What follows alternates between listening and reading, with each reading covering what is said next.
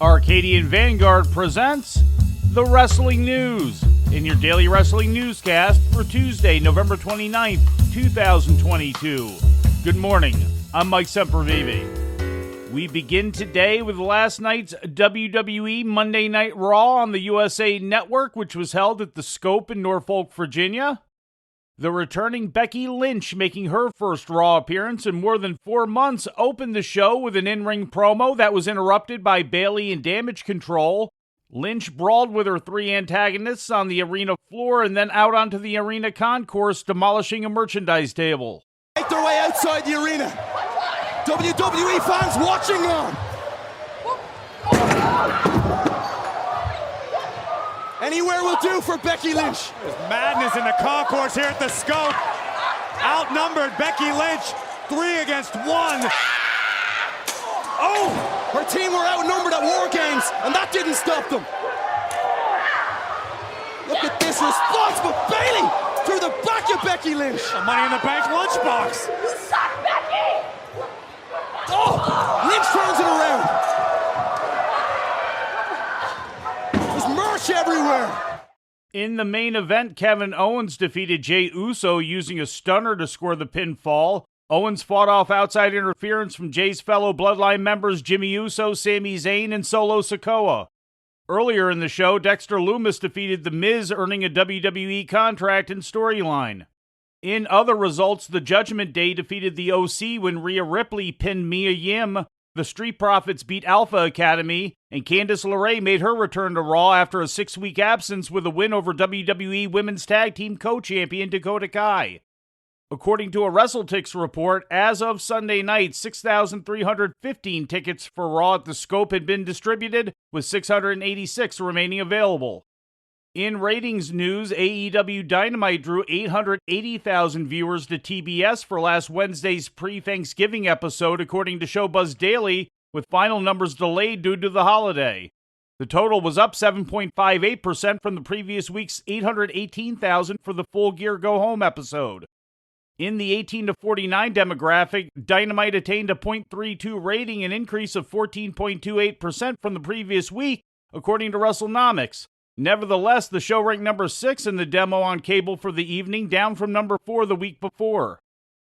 In more WWE news, Roman Reigns was reportedly upset following last Saturday's War Games main event at Survivor Series, in which he and his Bloodline faction defeated the Brawling Brutes and Kevin Owens. According to Fightful Select, the WWE Universal Champion was visibly angry over what he described as an unplanned spot gone wrong that occurred during the match between himself and Owens, with backstage sources indicating that he was concerned over possibly suffering a ruptured eardrum. Reigns no-showed the post-Survivor Series press conference in which he was scheduled to appear. It was not made clear which spot he was referring to, but we'll keep you informed as more information comes to light.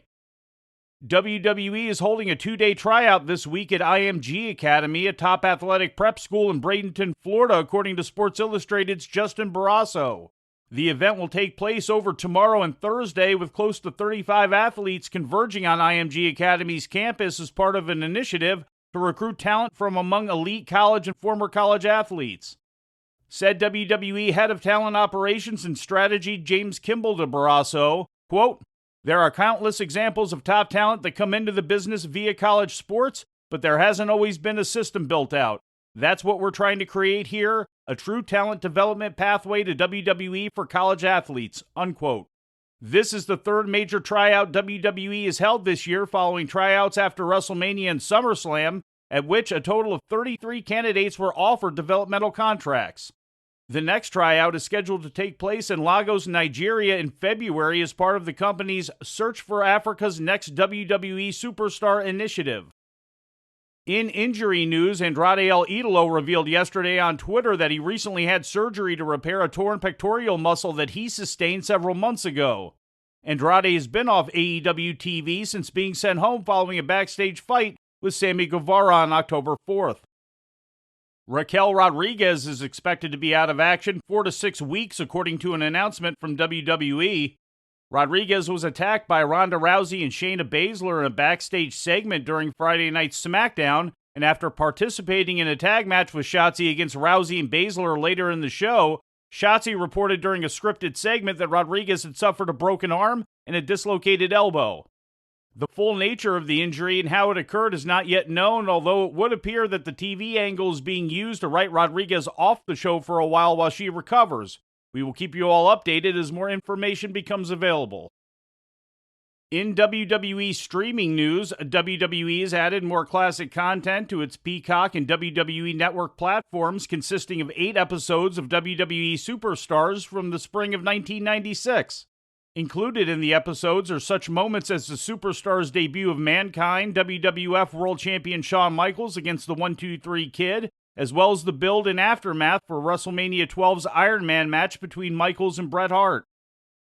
The new Women's Wrestling Hall of Fame has announced its inaugural class of inductees and award winners. Among those set to be inducted into the first class on December 17th include Cora Livingston, Mildred Burke, Beverly Shade, Sue Green, the tag team of Tony Rose and Donna Cristianello, Jazz, Luna Vachon, Medusa, Marva Scott, Babs Wingo, Ethel Johnson, Aranya Merleni, referee Rita Marie Chatterton, and the Gorgeous Ladies of Wrestling promotion.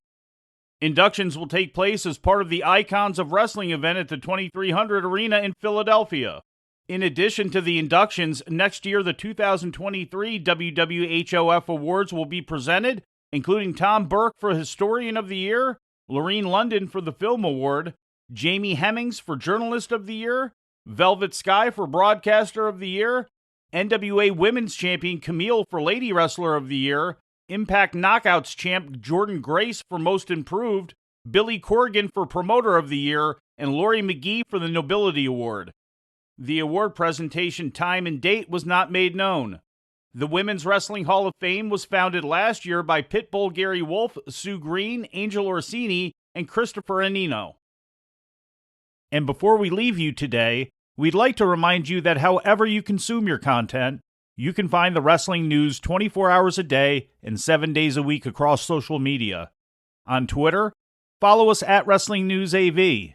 Our Facebook page is also Wrestling News AV. The Wrestling News can also be found on the Arcadian Vanguard YouTube page.